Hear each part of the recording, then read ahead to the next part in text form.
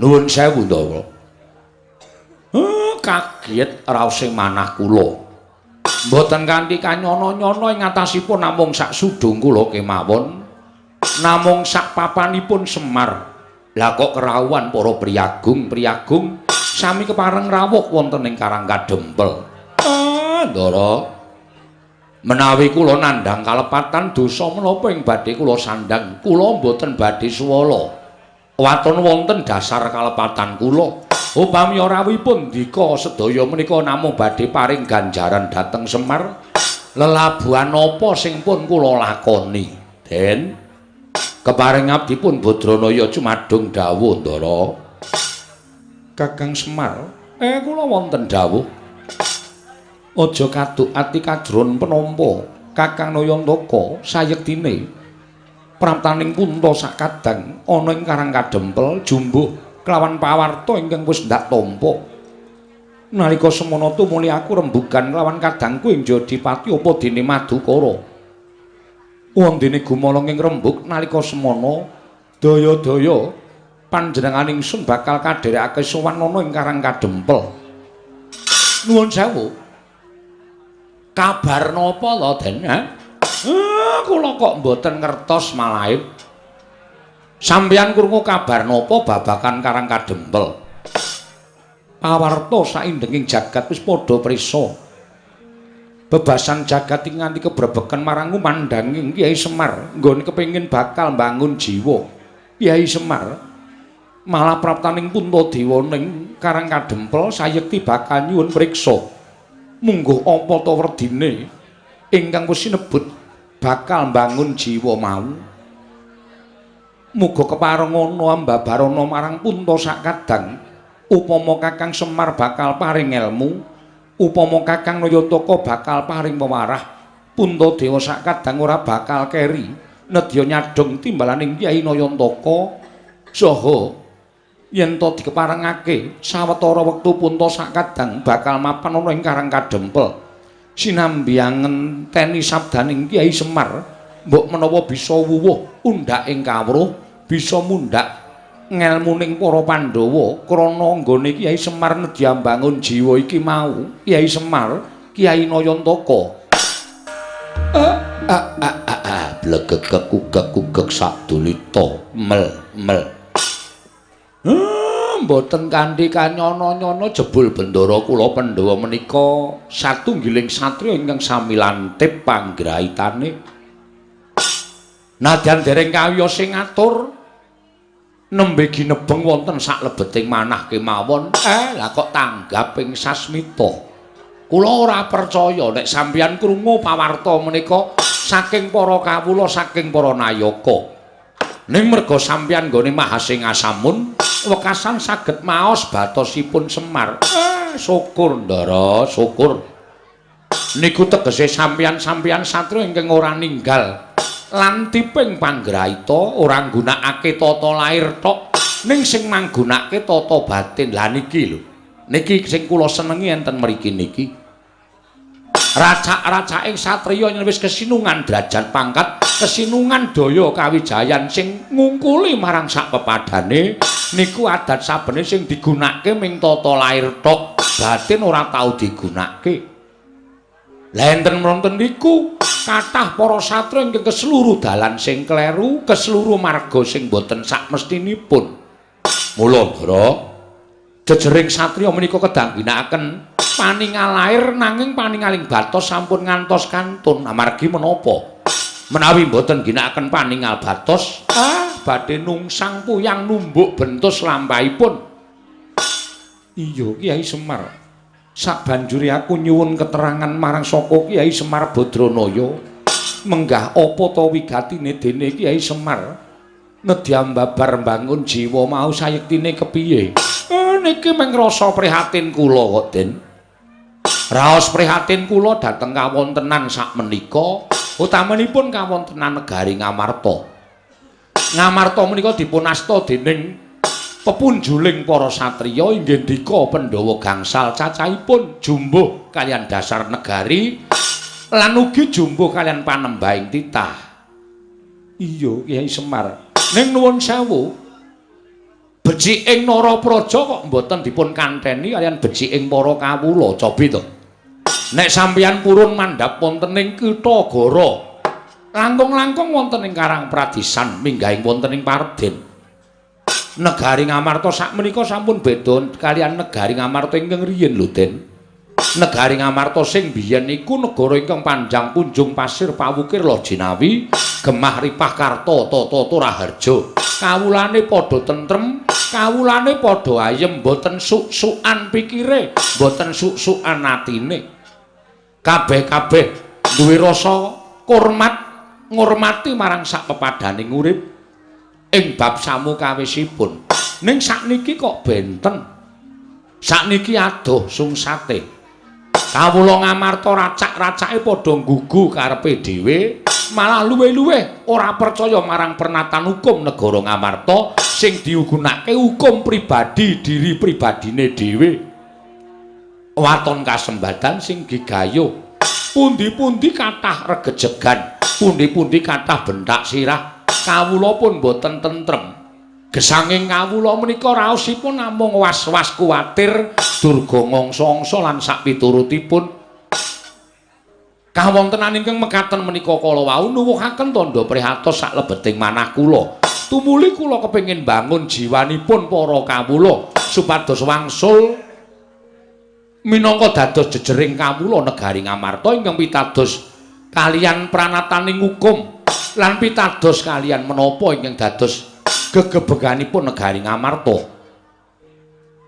Kiai Semar yo pancen mengkono.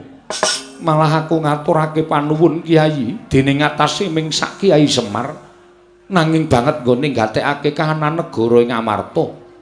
Yen to pancen mengkono panjenengan ingsun rumangsa luput ing atase minangka jejering Nalindra ora mawas marang gelaring kahanan negara Ngamarta ingkang dak buru amung kanikmataning praja Ngamarta sartaning para nayaka Punggawa dene kawula dina samengko rumangsa dikiwakake dening Nalindra Ngamarta Prabu Darma Kusuma Kyai. Syukur, Den.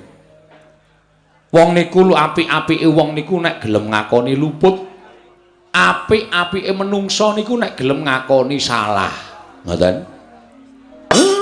Nek sampeyan wis rumangsa kelimput anggenipun ngatekaken para kawula niki dadi pratandha lan dadi pancatan anggen kula badhe bangun jiwanipun kawula sak negari Ngamarta, jiwanipun para Pandhawa menika mangke badhe kasembadan. Matur suwun, Ndara.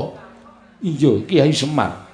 Wosipun sampeyan ampun kendhat anggenipun tansah netepi dhateng darmanipun utawi warah kawruhing kraton.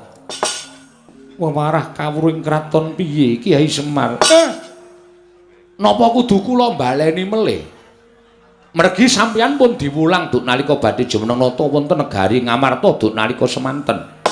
Wewarah kawruhing kraton menika tanganipun wonten 9 cacahipun.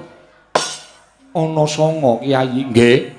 1 wajibing ratu. Angka 2 pengageming ratu, angka 3 pambeganing ratu, angka 4 lelabuhaning ratu. Angka 5 kekasihing ratu, 6 patraping ratu, 7 gegayuhaning ratu, 8 junjunganing ratu, 9 bandaning ratu. Niki enten werdine dhewe-dhewe waton sampeyan boten ninggal cak-cakan sangang perkawis niku. Kula kinten sampeyan tetep ditresnani dening para kawula. Iya, Kiai. Wajibing ratu menika kudu tansah anata, haniti, hamariksa sarta misesa dhateng para kawula menika wajibing ratu.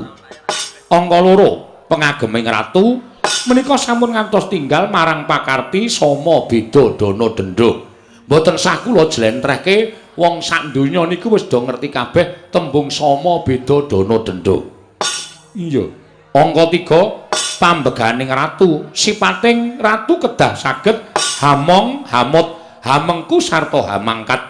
Angka 3 lelabuhaning ratu anatepana berbudi bawa leksana animpuna ing aguna amumpuni ing kautaman. Angka 5 kekasih ing ratu tumindak adil bener sentosa lan wibawa. Angka 6 patraping ratu nglunggana watak lan tumindak wicaksana, wiwaha, wisuda lan wiguna. Angka salajengipun 7 gegayuhaning ratu marsudi mrih hayu, hayom, hayem lan hangayani. Iya Kyai Semar.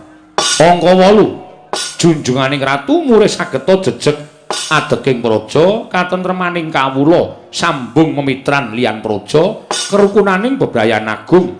Wondene ingkang pungkasan inggih menika pengageming ratu Nalindra kudu darbe kasekten, kesabaran, kawaskitan lan kapinteran. Mengkono Kyai. Sangang perkawis menika menawi dipun agem lan ditindakake, kula kinten sampeyan tetep dadi junjunganing wong sak praja Ngamarta. Ning kejaba saka niku, sasampunipun sampeyan dados junjungane wong sak negara Ngamarta tetep mulat karo kahanan negara. Tegesipun sampeyan kudu tansah mulat kaliyan kahananing para kawula. Ingkang panjenengan caketi sampun ngantos kawula ingkang mapan wonten ing kutha Gorotok ning klebu wonten Karang Pradesan wonten ing Parden Pagunungan. Kedah panjenengan caketi jer menika ugi kawula panjenengan aja mbanci ndemban siladan sing cedhak ratu mangrangkul sing adoh Nalindra mangsisihke niku mengke dadi srana tetel kapercayaning para kawula. Nek pun tetel kapercayaning para kawula, nuwun sewu lho Den, nuwun sewu. Ampuha dikaya ngapa kekuatan sampean ra iso ngalahke kekuataning kawula. Iya Kyai Semar, aku ngrumangsani. Nggih, syukur nek pun ngrumangsani. Kanthi cara mekaten, monggo sakmenika wiwit dipun dandosi jiwaning para kawula srana sampun ngantos panjenengan ginakake Prabeya, sampun ngantos panjenengan ginakake Bandha Donya ning rasa niku sing luwih wigati. Rasaning kawula mang caketi sing mapan wonten ing Karang Pradesan, sing mapan wonten ing pagunungan mang cedhaki, mang raketi utawa mang dudul penggali ing para kawula. Nek kawula rumangsa dicaketi atine, niku mengke kawula rasa mbok paringi Bandha Brana Picis pun padha sengkut gumregut bangun negara lan mastuti marang pernataning hukum negara ing Amarta. Niku ning nek sampeyan bola-bali menggunakake Brana Picis niku ateges sampeyan gunakake cara-cara sing luput. Merga Brana Picis niku iso ngajeni sawijining wong. Iso Ndara, saged. Pendak-pendak sampeyan paring Brana Picis, pendak-pendak sampeyan paring dedana dhateng kawula. Kawula saged ngajeni sampeyan ning nuwun sewu sing jeneng bondo niku iso entek. Nek bandane entek sing mangkeki Brana Picis sing ngajeni karo sampeyan wau nyedak mawon mboten. Nyedak mawon mboten. Sampeyan iso ngitung pira cacahe rewang sampeyan, sampeyan iso ngitung pira cacahe rowang sampeyan, mitra sampeyan iku nek sampeyan cilik lara gedhe tekaning pati niku lagi iso ditonton pira cacahe kanca sampeyan. Sing tilik karo sing layat pun niku tok. Iya. Mengkono Kyai nggih. Mula dadi satriya niku utawa dadi Nalindra niku wajibe kudu loro dinggoni kabeh. Loro dinggoni kabeh tegese kepiye? Ditresnani karo diajeni. Nek iso niku dienggo utawa iso digunakake utawa dilakoni. Merga nek ming diajeni kaya kula crita wau, nek wis entek bondo sampeyan blas ora bakal diajeni. Ning nek ditresnani, niku luwih dhuwur derajate mbangane diajeni. Merga nek ditresnani niku arepa nuwun sewu. Sesuk kala mangsa panjenengan niku wis mboten wonten, ning kuburan sampeyan diparani sanak kadang mitra kawruh tangga teparo dijalukke ngapura karo sing gawe urip niku tegese ditresnani. Ngoten? Nek pun ditresnani ngonten niku kepenak uripe ning carane supaya ditresnani niku sing angel. Paling ora kudu totoh rasa, totoh bondo, totoh raga lan sak piturute, aja seneng mutangke budi. Aku labuh karo si A, aku labuh karo si kae. Sesuk muga-muga nek aku kerepotan dilabuhi. Lah niku jenenge sampeyan tumandang ning mutangke budi kanthi ikhlas.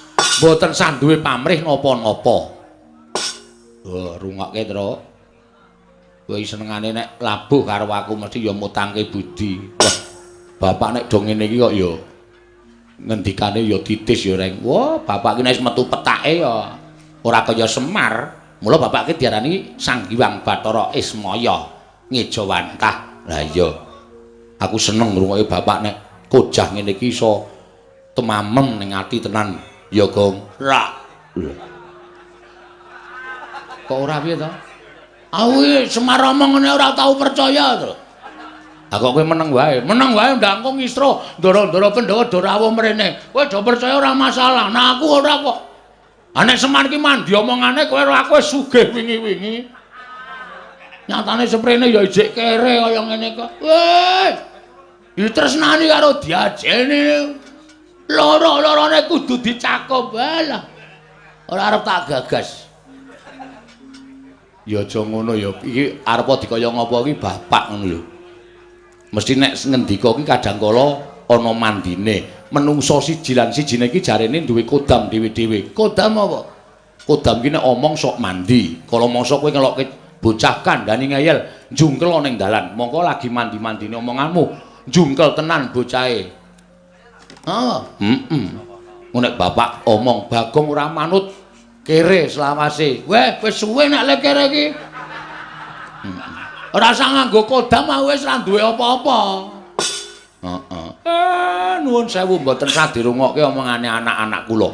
Wedhus-wedhus niki pancen angel dikandhani. Pun dinengke mawon mboten sapripun-pripun. Ya meng aku gumun Tru. Gumun apa? Ndara-ndara Pandhawa ya do meneng kabeh dingendikani bapak. Bapak omong werna-werna Ndara Puntadewa ya ndungklu, Ndara Werkudara ya nduk. Ndara Werkudara kok gek turu Tru. Ora. Kok merem mripate? Aku ora merem, caidan. Syukur kowe krungu wonge ora. Ha ketake kaya ketap-ketip ngono nek ngantuk barang. Ora kaya Ndara Janaka ya ndungkluk, Ndara Nekulasdewa ya kendelan. Wah, jan. Ha iya, iki bapak ndek niat apa to, Tru? Bangun jiwa. Bangun jiwane sapa? Bangun jiwane kawula sak negara Ngamarta. Bapak iki prihatin kawula Ngamarta saiki rusak kahanane, ora tentrem, ora ayem. Lho, kowe ngerti to sok maca Quran? Perkara dit 10.000 nganti paten-patenan, perkara dit 20.000 nganti paten-patenan.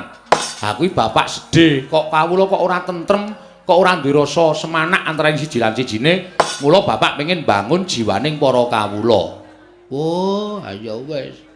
Ya muga-muga sukses. Ha iya. Ya meng nek dandani aku sing ora iso. Mergane wis tak paido. Nek meng Semar ki ora bakal tak gugu. Ora arep dandani dapurmu aku. Modar ya sakarepmu. Kandhani wong tuwa senengane ngeyel. Bapakmu ki lagi diagem omongane karo ndara-ndaramu, aja sok nyentulani bapakmu. Nek ora ana aku ya omong, nek ana aku tetep tak paido.